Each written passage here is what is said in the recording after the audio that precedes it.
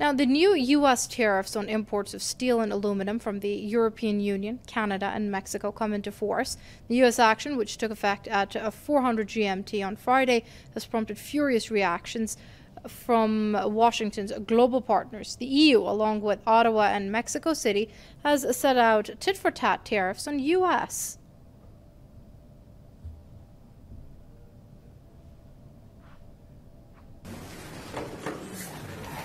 The European Union cannot react to that without any kind of reaction, so we'll immediately introduce a settlement dispute on the WTO level, and we'll announce in the next coming hours counterbalancing measures. What they can do, we are able to do exactly the same. It's totally unacceptable that a country is imposing unilateral measures. This is $16.6 billion of retaliation.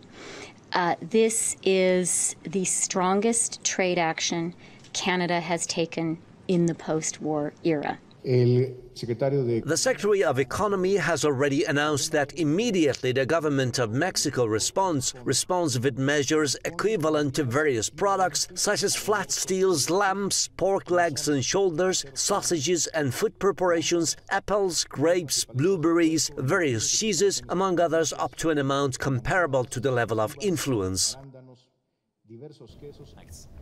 Now, the French President Emmanuel Macron and German Chancellor Angela Merkel also slammed the move as illegal.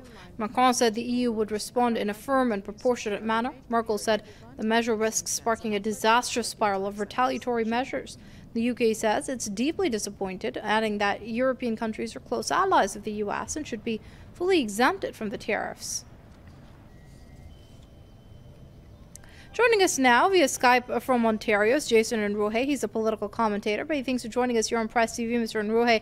Now, many had predicted that Trump would not go through with his threat, and this was just mainly him saber-rattling to try and get some form of concessions from the Europeans and the Chinese, but it seems he's actually going ahead with it.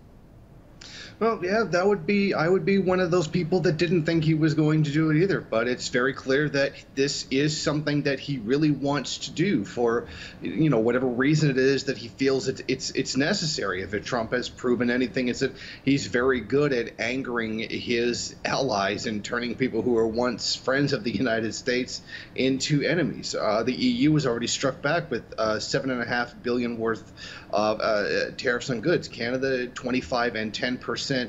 Including their own steel and aluminum products, and it's very significant because Canada supplies about 90% of the steel that goes into the United States, and that directly affects the area where I live, where steel manufacturing is one of the few major jobs that are left. And as you already reported, Mexico plans to retaliate with various measures as well. And I think one of the side effects of this is going to be the increased pollution in the United States as the industrial base, particularly for something as significant as steel production, is going to increase. But as we've seen in the past, this may be related to Trump's refusal to sign on to any kind of climate accord to try to deal with rising pollution, the depletion of the ozone layer, etc. But it seems that the U.S. president is absolutely determined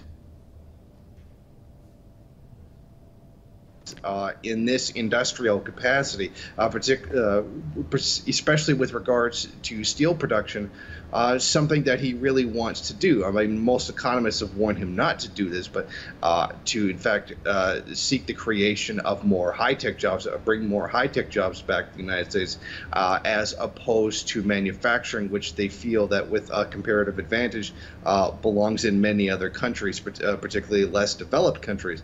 But it seems that in order to keep at least one of his campaign promises, and that's the creation of blue-collar jobs, he's going to go ahead and push this whole tariffs on steel to try to stimulate jobs domestically, regardless of the negative impact that it's going to have on the allies of the United States, which is, by the day, increasing the probability of some kind of trade war. All it takes is one significant retaliation, and we're going to end up in a situation where things could possibly escalate. But as we've seen from the presidency of Donald Trump, he seems to have very little concern for any kind of possibility of that. Right now, as you said, Mr. Unruhe, things could possibly escalate from here. And we've been talking about how Canada, Mexico, as well as the European allies of the U.S. Have different options as far as their retaliation is concerned.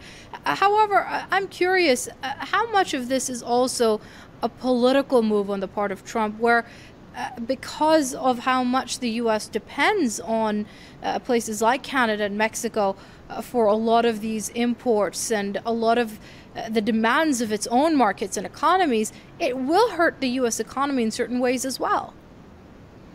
Definitely, I definitely do think so, but I really wonder what the political benefits to doing so would be. I mean, just simply angering every one of your allies can't really have any kind of positive outcome. I mean, the United States and Canada have had the greatest trade relationship that any two countries have had since, time immemorial. We've been such tremendous, great allies, and he has, in one fell swoop, destroyed a lot of the goodwill that has existed between our two countries. And it just seems to me that Trump really wants to do this. He really wants these steel tariffs for whatever reason, and he feels that since he is the president of the United States, that he can do whatever he wants, and that any standing trade agreements that already exist are somehow invalid in his eyes. I mean, this is not how business is conducted. If you have a standing contract, you fulfill that contract, or you fulfill that agreement, and then when the agreement is up, you write a new one, try to dictate new terms, etc. It seems that Trump is still very much of the bull in a china shop mentality when it comes to international trade. He is the president of the United States and probably sees himself as the leader of the world. And then with that, the power and the perceived right to just do however he feels as the leader of the country. All right, let's wait and see how this obviously pans out and what kind of reactions come forth. That's Jason Unruhe, political commentator, joining us via Skype from Ontario. Mr. Unruhe, it's always great having you with us here on Press TV.